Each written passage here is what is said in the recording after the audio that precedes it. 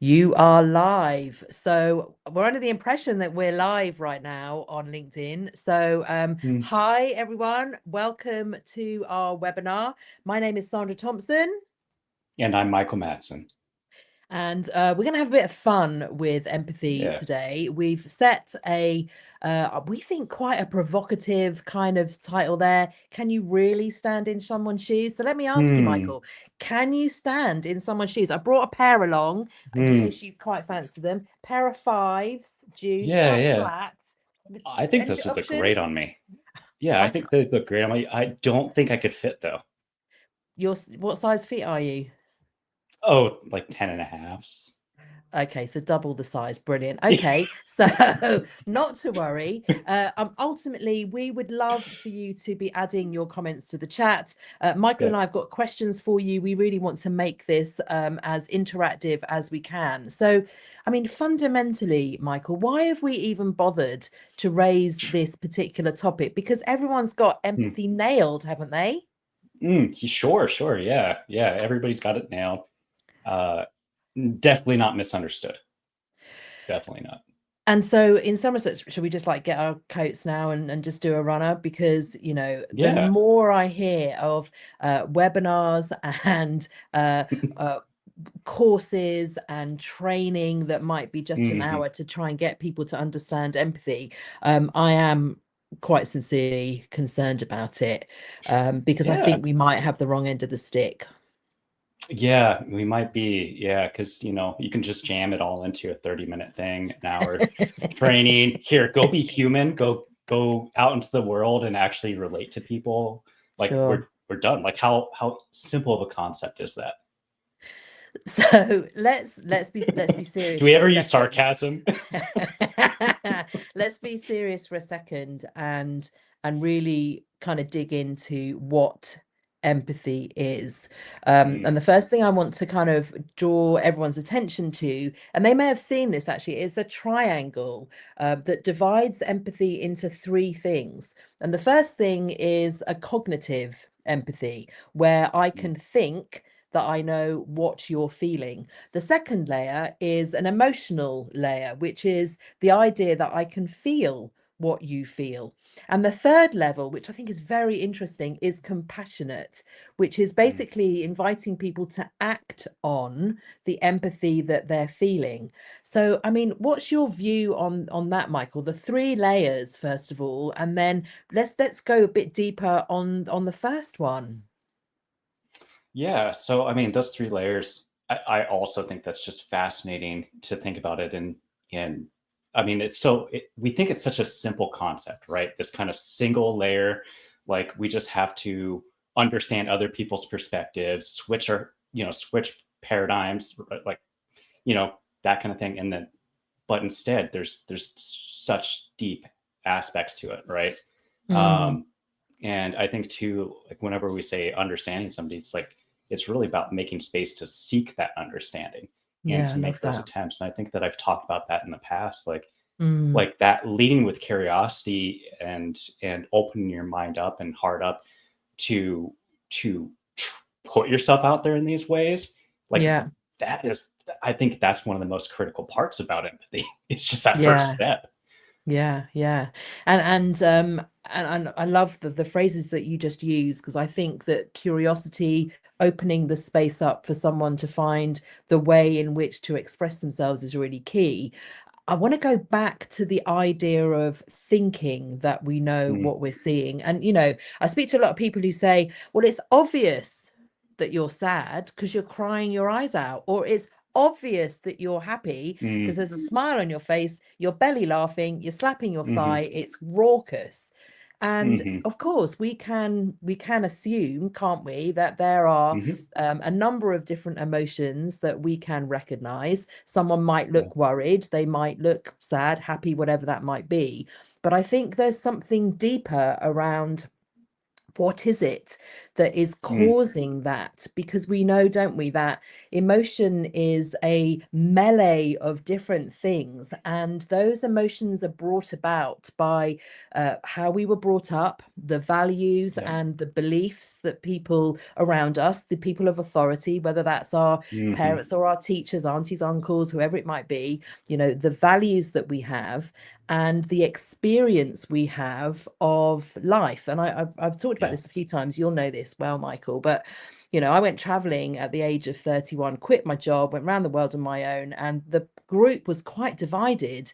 One thought I was barking mad at that age to be going around the world without a mobile phone or a laptop. What is wrong with you?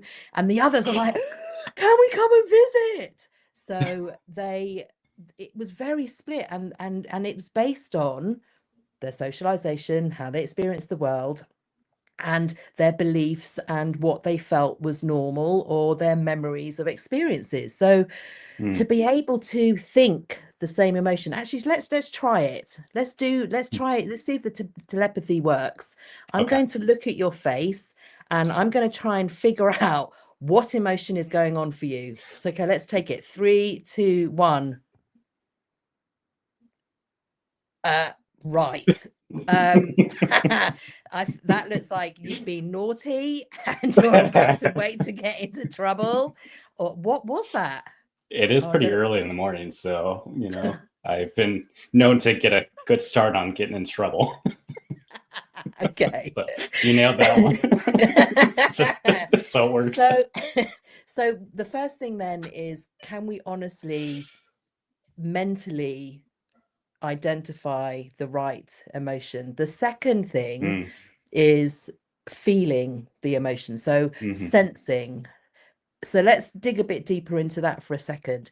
I mean, we understand that there are individuals who are empaths. They Hmm. feel extraordinary senses of a variety of different things that are very subtle. Well, what's your Yeah. view on that, Michael? Well, my wife is an empath for sure, and very, very, very perceptive. And I think that I mean, sometimes it's incredible, and also kind of feel bad for her in some ways. Like she feels things so deeply, and she's so connected with others' energies, and it's just yeah. I mean, it must be a very tough world for empaths.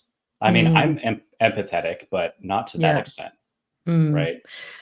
So I think what we're saying then is that there are people who have the skills and ability to be Mm, sensitive to, and sensitive in the sense of perceiving a greater amount perhaps than others yeah, might.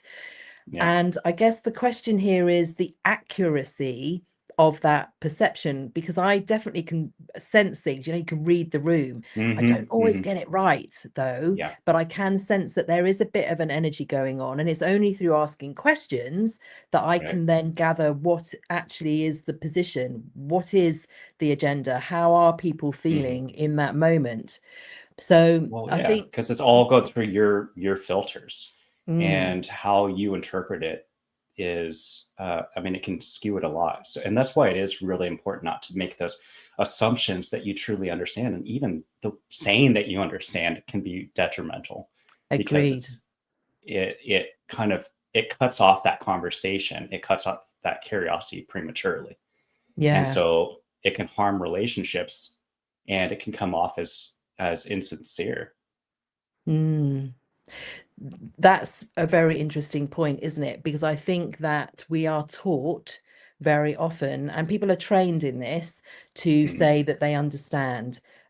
They imagine what it might feel like. They give an example of an experience they have had that they believe and perceive is the same as the experience that you have had or I have Mm. had, and they try and label those things. I've definitely been on calls where people have said, "Oh, you sound frustrated." I'm going to sound like I'm a right nightmare customer, but maybe I am. You sound quite frustrated, or you sound anxious about that, and they try Mhm. and label it. And while they might believe that that's in service of me, guess what? You're absolutely right. It does shut me down because I'm like, well, Mm. I haven't really thought about exactly what I am. It's definitely in the territory of not happy, but in fact, it's Mhm. something else. So, we do have to be careful. And in fact, we'd probably caution people to label somebody else's Yeah. emotion because it truncates the conversation, right? Oh yeah, yeah. And I think it's just fascinating because what's the first thing you're taught in customer service training typically, right? It's label that emotion and say that you understand, and you go through this kind of this framework and this script, and it's so it's not logical. It's not Mm, it really is compromising connection. And I yeah, think that that's so interesting to me because the whole point is to create, well, I don't even know if the whole point in that sense is to create connection, but it's to make it seem like you're creating connection. I think that's where things come off, yeah, and customers know it. People know it. People know when you're just saying things versus really seeking to understand and putting that effort out, and even being open to being wrong about what they're feeling, yeah. and not making those assumptions. Like, that vulnerability is so critical. And yet Mm, these scripts that we create, yeah, these ways of kind of artificially creating empathy, yeah. can exclude us from that Mm. completely. Yeah, I agree. So we've talked about the cognitive. I think I know which emotion you're feeling. And again, we recognize that we might get a Mm, kind of umbrella heading, but not the intricacies of what the actual emotion is. We have the discussion mhm. then around what the emotional part is, and this guesswork of trying to label somebody else's, and also recognizing that people often have a skill to Yep. spot things, and sometimes they're right depending on their experiences, or asking more questions to follow up. And then that final one, Michael, the compassionate one, and this Mm, compassionate bottom layer is interesting, and I don't like it at the same time, because mm. compassionate is around acting on Yeah. the behavior of others, so the stimulus to act and do something in response. Now, partly in the customer experience world especially, that I think is a good thing, because if you're moved to act and behave, then Yep. excellent, there might be some resolution. But on the flip side, we don't know whether the other person wants us to act or to take the control from them. And so I'm really Marmite about the compassionate part of this triangle. What would you say? So first of all, so being Marmite about something is, uh, help me understand that, some terminology here. Through Okay, context, I can so kind of deduct.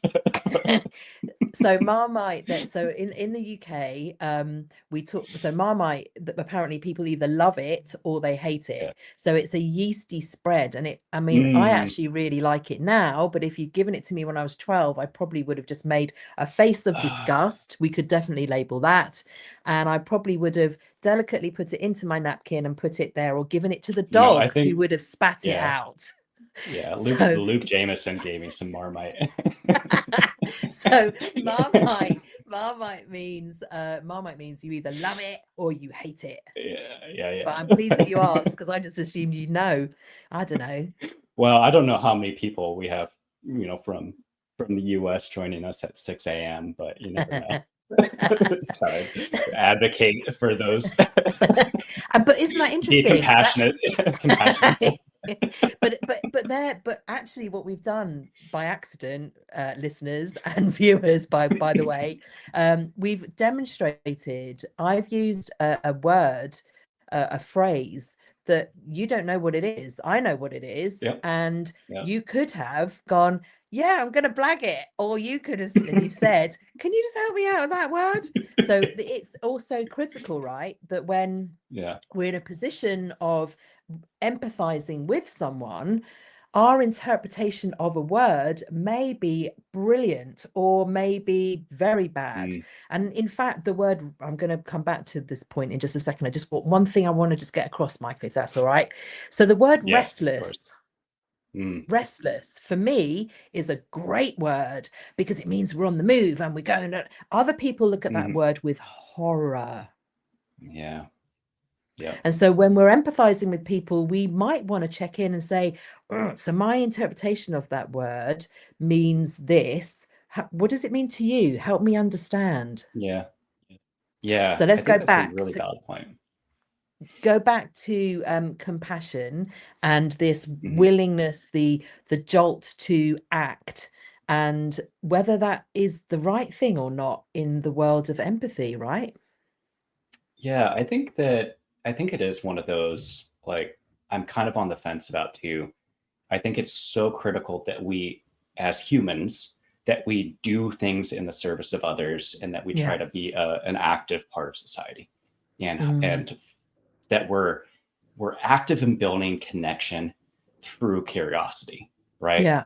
Yeah. And I think that that's where, and I think that this one specifically counters apathy, right? Right. Like, Mm. and we know how detrimental apathy can be. Sure. Um, and apathy meaning that you're not like, that you're completely emotionally removed, right? Mm.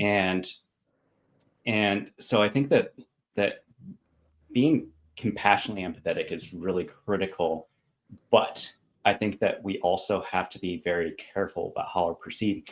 And just like anything else, you have to do it in partnership with the other person, right? You There it can't is. carry on just your side, like, hey, Sure. I'm doing something, and with Mm. all of these assumptions, not challenging your perspective, Mm. and asking questions and making it a team effort, like, that is empathy. You move together.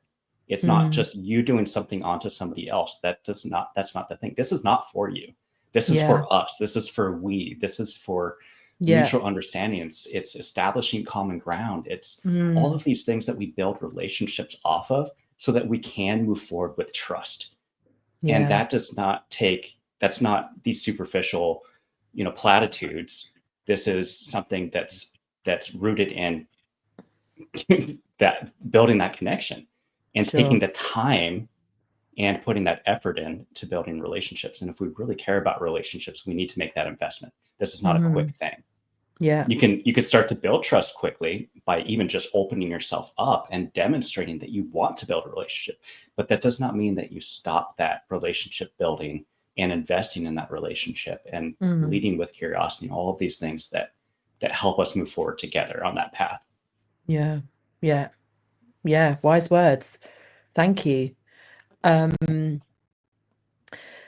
So we've kind of questioned the triangle that many people will find when they Google three types of empathy or empathy. So we're putting out there a Mm, cautionary tale of just watch out for that because it might not be giving you everything that you need. And I want to go back to a couple of perception pieces for a second. And I'm not actually sure whether you're going to be able to read this, but there's this brilliant thing that I use quite a lot. It's called the Emotional Culture Deck. It's mm, created by a genius ex cricketer from New Zealand called Jeremy Dean.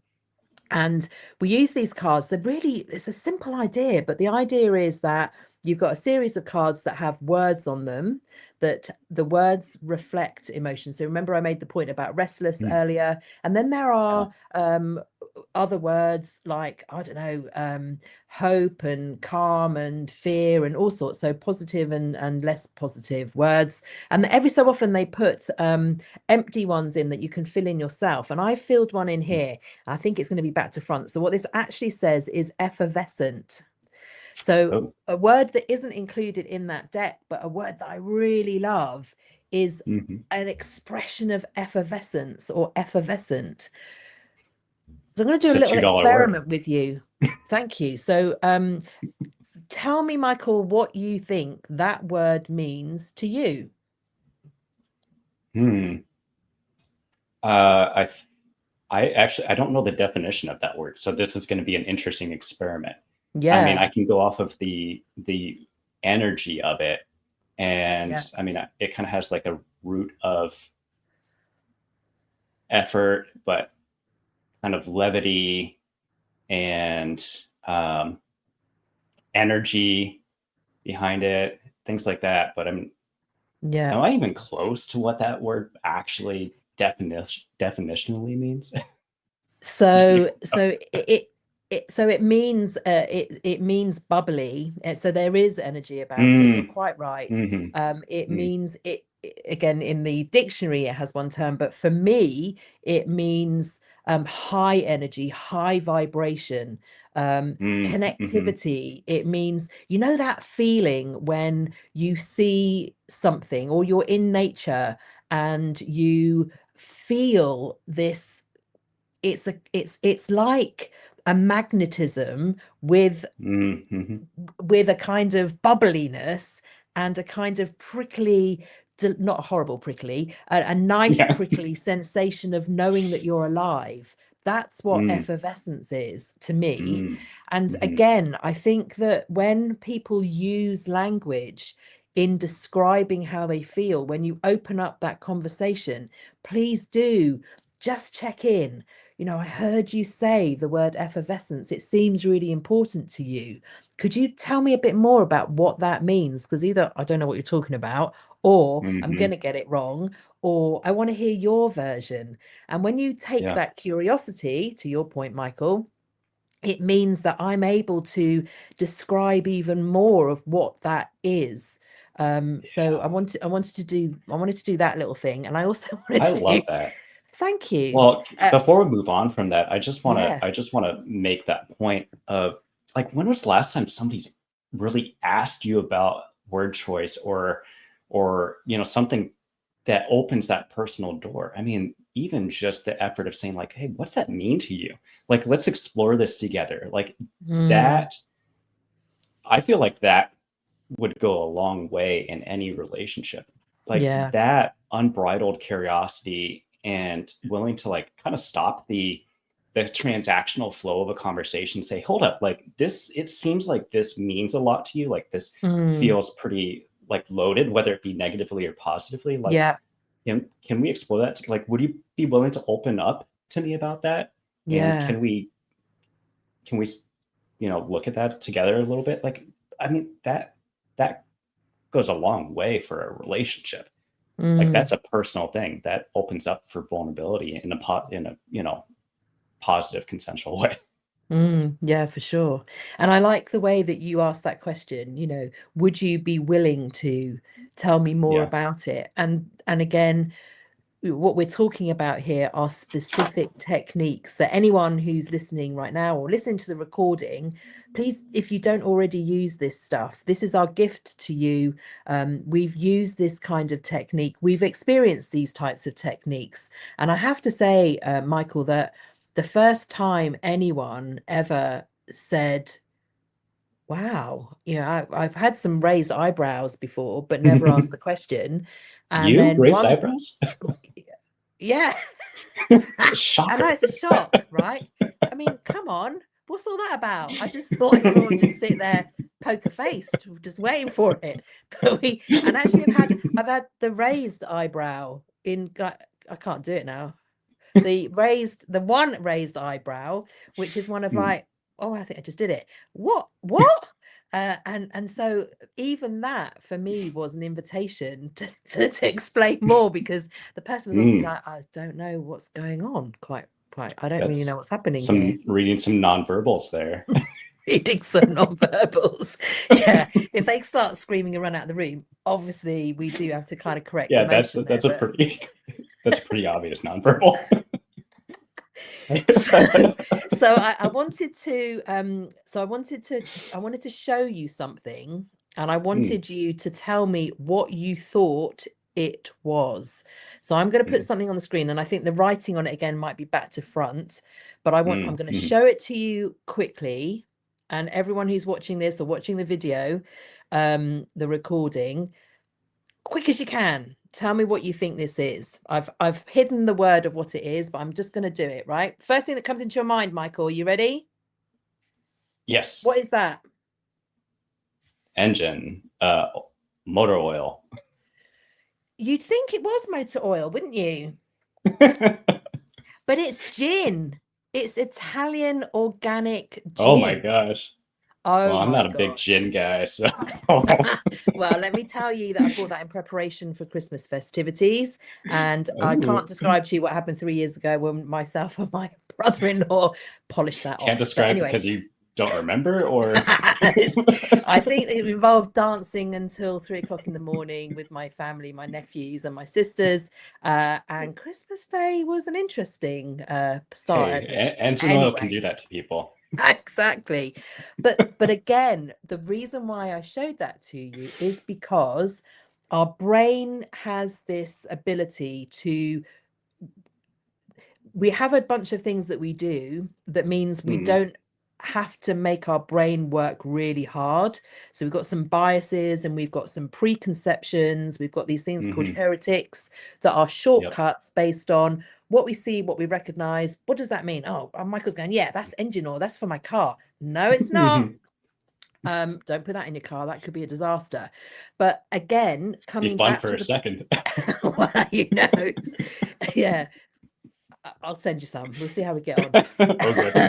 But I think the point here is, again, and I think we'll move on from laboring this point, but what you see and what you Mm, hear is always filtered by what you think it is according to your what you've characterized previously and how you've classified and filed it, plus yeah. the memories that you have made are the things that are projected out. And that's why emotional intelligence with Mm, empathy is the magic mix, because when you know how you're feeling when you're listening to someone, and you're able to manage how you're feeling, so you identify, actually I'm feeling X, Y, and Z, but then you are able to manage that and just kind of calm yourself down and just stay in hmm. a neutral position, you're more likely to be more present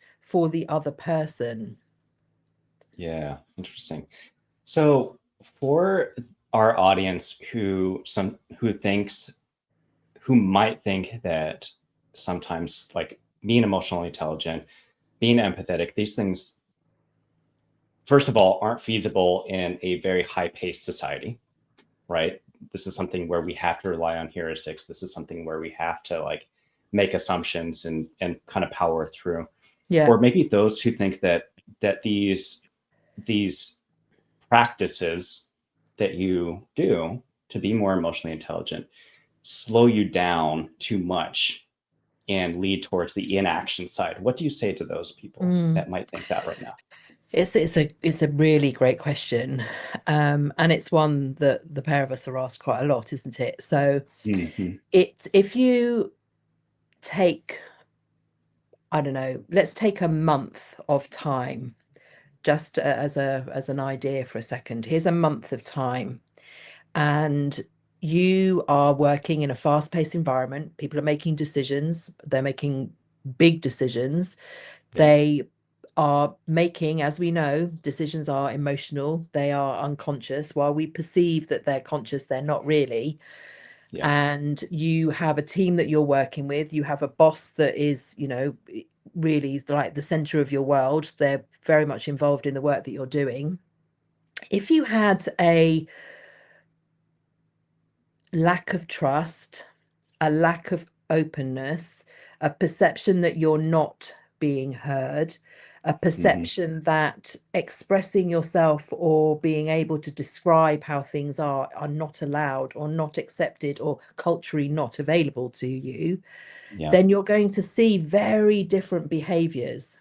So I'm going to take two different environments over that month just for a second.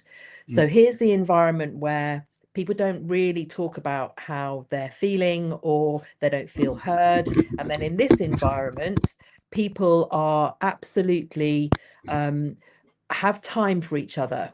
So mm-hmm. this is going to be one of those situations where it seems like a massive investment, but in actual fact, if you took maybe 15 minutes a day as a boss with your people to really understand and really dig in, you're actually going to find that you're not going to need to micromanage them. You're going to be confident that they're going to make the right decisions. They're going to come to you when they make mistakes, but genuine mistakes. You're going to Hmm. find that you have a team of people who are able to adjust, adapt, and be flexible to the constant change that goes on. Whereas in this environment, there might be secrets. There might be things where problems aren't shared, Mm. things have gone wrong and people haven't talked about them. Yeah. You have a boss that might micromanage, and it's a very tight, toxic environment. So in 1 month, I would say to you that far more would be done. Hmm. People would be behaving in the right way. And while that investment of time total might be 7 hours, hypothetically, that Yeah. 7 hours will get you 4 weeks back because you're making so much more progress. Yeah. How does that sound? Does that sound feasible, Yeah. I mean, possible, realistic? it sounds like it sounds like you've created an environment of psychological safety. That's Yeah. usually how we, what it's coined as, right? And it also sounds like that investment in the relationships that are the undertow, right? That that form this foundation Mm, that we know, like, you're always investing in relationships, but there's times where we do that very intentionally and build that sure. foundation and open Yeah. those doors. And I see this a lot of times in one-on-ones, right? In the business context, right? Mm, Where we take that time to try to connect with people. And sometimes, and this is from firsthand experience, one-on-ones are filled with just small talk, right? sure. What's perceived as small talk. And it's not, like, sometimes that's the case, and sometimes it really is just superficial, and there's like really no exploration into each other and that relationship. But Yeah. sometimes that small talk can be very powerful too, because talking Mm, about these small things like your family and what you did last weekend, yeah. like, those aren't really Yeah. small things, are they? Those are very personal, like, They are. vulnerable times. And Mm, I think that sometimes the way that we approach it, and even with the mentality if this is small talk, mm, can be detrimental to us actually forming relationships and like digging deeper and saying like, sure. yeah, we're just shooting the breeze, right? Yeah. But what we're really doing is forming and reinforcing relationships at Yeah. a variety of different levels, and Mm, being curious about what somebody else is going through in life. Yeah, today it might start with what they did last weekend, mm, but the next day it might be something a little bit more personal. mm. And but it's how we react to that. Like, if we say, yeah, we just kind of blow it off and say, that's cool, that's cool, you're like kind of just thinking about the next thing we're going to say about our weekend, Yeah. then that's going to demonstrate to that other person that, like, Mm, this is where we're going to stay. that's And right. this is just a back and forth transactional, like, it's not about the relationship. We're just kind of getting through it. And that's where I think small talk kind of originates, and where Mm, we do small talk wrong, right? yeah, These are agreed. the greatest opportunities to really connect with that other human being Yeah. and inquire into what's actually going on, and like try to learn about their lives and their perspectives on things, and form that relationship that, to your point, does serve us later as we work with them and we Mm, have those relationships, and sometimes we need to draw from those relationships and ask them to trust us a little bit on things, yeah. or be a little bit more vulnerable and say an uncomfortable truth, or whatever it might be. No, I understand that. I do understand that. And so I'm going to give you a couple of examples actually. So my partner works in the IT industry in quite a significant Mm, organization based out in the States. And he had a boss, I think 2 years ago now, and she was an incredible leader, I remember joining one of his one-to-ones once. I asked him if it was okay because she knew so much about all of us within the household. Yeah, I Mhm. don't do it normally, so he's fine with it now. But So I the one remember on two saying, now. I remember saying, Yota, honestly, this man is transformed because he'd Mm, had a bit of a rough ride with a leader that he'd had previously. And this woman would spend 90% of the one-to-ones just chatting about hmm how he was finding things, what was going on for him. And Yeah. he wanted to share stuff with her. He felt really comfortable when things got a bit awkward with a couple of accounts that he was dealing with.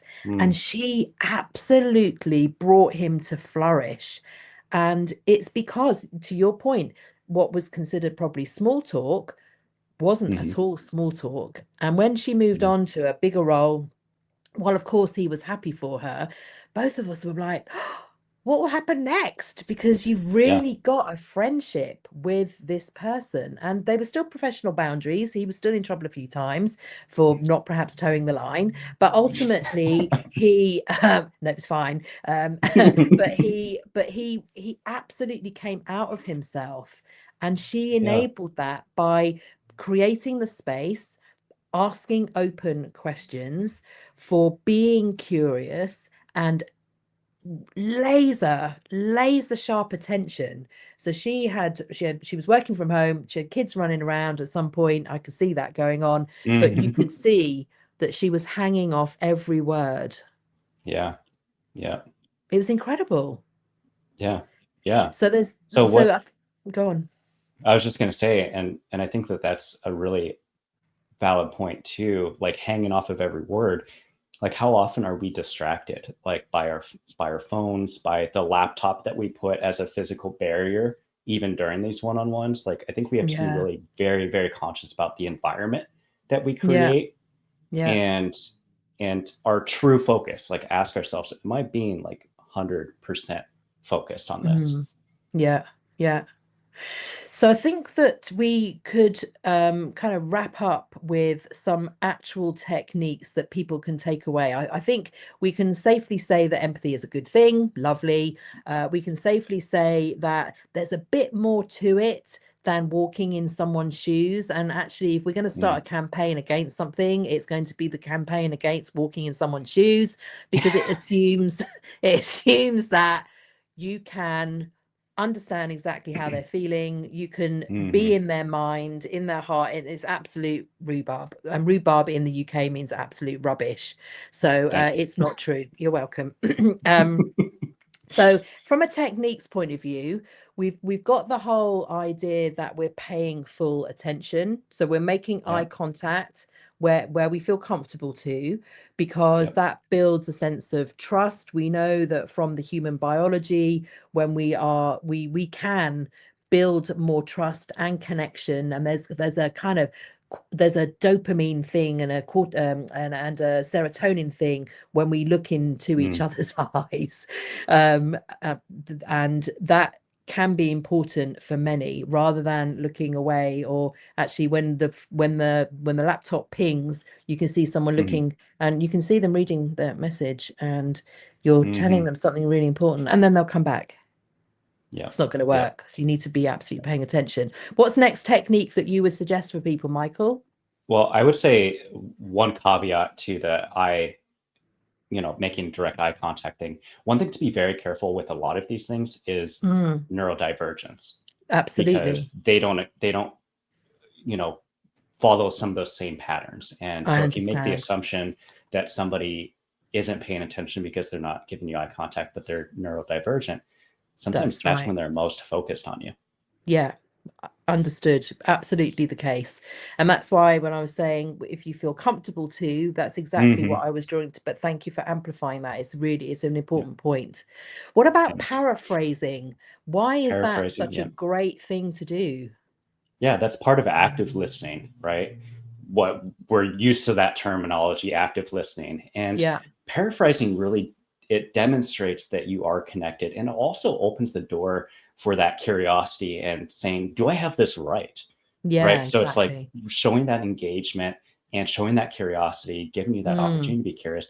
And also, it shatters assumptions, Yeah. right? So Yeah. instead, you're putting it all out there instead of saying, this is the facts, and Yeah. I'm gonna solidify these as facts in my heart and mind, Mm. and not, putting that out there to question. Yeah. Yeah. Absolutely. The fascinating thing again about paraphrasing is that when the person you're empathizing with hears what you're saying, it helps them to process what they've described, Mm, and very often they might add to what you're saying because they are comfortable and confident that you are paying attention, number one, and number yeah. two, by that reflective piece, they might think, actually, there's something else that I'd like you to know, because I can appreciate Hmm. you holding the space for me. There's something else that's connected to that. And Yeah. to your point around, did I get that right? Or does this sound right to you? How is this? Right. They might correct you. So again, to the point that your terminology, the words that I've used, the effervescence bit, you're just going to be checking in with me. And that again Yeah. deepens the conversation. What about those awkward, she says in quotation marks there, the awkward pauses, the Mhm. pauses sitting in the silence? What's your view on that? So my view on that is you don't have to fill every second of silence, and but also understand that it can also make people feel awkward. And Yeah, so this is a societal norm around silence, that like people do get uncomfortable with it. They want to feel that awkwardness. They just want to say things, but sometimes just sitting with things for a second can be very powerful, but also recognize that sometimes you have to give maybe a verbal cue that, like, "Hey, I'm just kind of thinking about this," right? So, because people can interpret it in a bunch of different ways. And so yeah, being very conscious of that is really mm, important. yeah. So I remember quite early on in my coaching career, I was taught that, when you start a conversation, you might say, so I'm not going to fill the space here. Mm, When we're talking now, I'm going to just sit and think about what you've said, and also give you the opportunity to add to, or to me in with something else. So mm, if it feels uncomfortable, I get it, because I've sometimes felt uncomfortable myself, but I'm just letting you know that that's what I'd like to do as part of this conversation. So if they're not used to it, or there's never happened to them yeah. before, it doesn't then raise the cortisol to think, what's going on? So yeah, Hmm. that space. What Yeah. And I about, think that their therapists are really good at that, of that awkward silence. And yeah, you are kind of compelled to fill that silence. And mm, it can't be very beneficial to helping somebody open up, but I think that you have to do it very, very consciously. yeah, yeah, no, agreed, absolutely. So we've covered the idea that you can paraphrase, that you can Hmm. be quiet, you can be investigative and curious about the language that's used. We Yeah. can also use more questioning around, could you help me understand? Yeah. And again, these are open questions. Can you help me understand? Could we go a bit deeper in that? Mm. And again, those are the invitation. If people feel willing to do so, they can do that. Yeah. Yeah. I think that is, so people are always asking, like, how do we keep a conversation going? Right. And I think that this point right here, and along with the curiosity point, are Mm, so critical to helping a conversation move forward. And that's where, like, if you're really vibing with somebody, this happens naturally. You're on that same yeah, agreed. wavelength, and you're you're you're asking them to explain things, or we're going down these different paths kind of naturally. Mm, But sometimes you have to help steer the conversation that way. yeah, Um, so that could actually help conversations be less awkward as well. yeah, yeah, agreed. Absolutely, 100% agreed. So I think that the kind of the for me, the acid test on whether someone is empathetic with me or not is when I get an email from them or a text message from them, or I meet them in a meeting, either Mhm. online or in person, and I feel this immediate rush of, oh, I'm looking forward to seeing them, or Yep. oh, that's going to be great, they're going to be there. Those people who Mhm. don't necessarily hold the space, I don't feel that immediate rush. I feel cooler. I feel more Mm. transactional. I feel more reserved, if perhaps that is a Sometimes more term, stressed out. or completely stressed out and quickly, let's see what this person's got to say, get rid of the email as quickly as possible. So I And it can be a think little that, draining too, because you're kind of putting on a show, right? Because you sure, feel like you have to kind of prop up that side of the relationship. You don't have any true connection that you fostered. And so yeah, it can be very, very, very draining to a yeah, lot of people, especially those who don't naturally, get energy from conversations. yeah, absolutely. So are there any other nuggets of wisdom, any tips or hints that you'd like to share, Michael, before we wrap this one up? I think, overall, just knowing that this is like relationships take effort and time, um, and it's well worth it. Just being patient with yourself and others, and knowing that like you're not going to be a communication superstar like right out of the gate. Like it takes practice. Mm, It takes effort. It takes making mistakes sure. and miscommunicating and all of these things, and that's good. Like Mm, putting like starting down this path to improve your communication skills and improve your empathy yeah. is like that is a huge step, Mm, and it's so important for relationships that it's well worth it. yeah. But just know that you have to be patient with yourself. Mm, yeah. And having observers who can guide you and perhaps Mm, direct you to your blind spots, people who have very different experiences to you, describing how their experiences are, so that again, you can widen the language you use, your lexicon, your view of the yep. world, your biases can be questioned, your perception might be widened, who knows? And Yeah. that kind of leads me to a closing point, which is, as a duo, we are bringing our skills and our experience and tools and techniques to all of you in a course in the new year. So in 2026, the 20th of January, we're going to be launching we're going to be running our first cohort in a Hmm. practicum, which will teach you this empathy plus Yep. bunches of stuff that will help you become an unshakable communicator. So we'll pop the link to our website into the chat, but we're Yep. really grateful to you, those of you that have joined us, those of you that are watching this recording. We're going to be live again on Thursday. For those of you that are in the UK, that's 10 o'clock at night, but in the US, that's sometime in the 5 afternoon. p.m. That wasn't an It's eyebrow 5 thing, p.m. Michael. That was I was doing wide eyes then. Could you see? Shocking. That's I me should have right now. warned you. Trying to keep my eyes propped Exactly. open. Sure.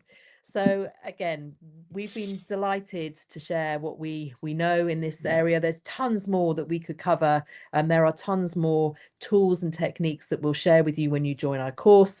We'll pop the link in the chat. But thank you so much for sitting Yeah. with Thank you. us now, and we look forward to maybe seeing you on Thursday when we're talking about emotional contagion. So very much about emotional self-management. This has been Mm-hmm. really about emotional self-awareness. So it's ta-ra from me. All right. Till next time. Take care. Bye, Bye. everyone.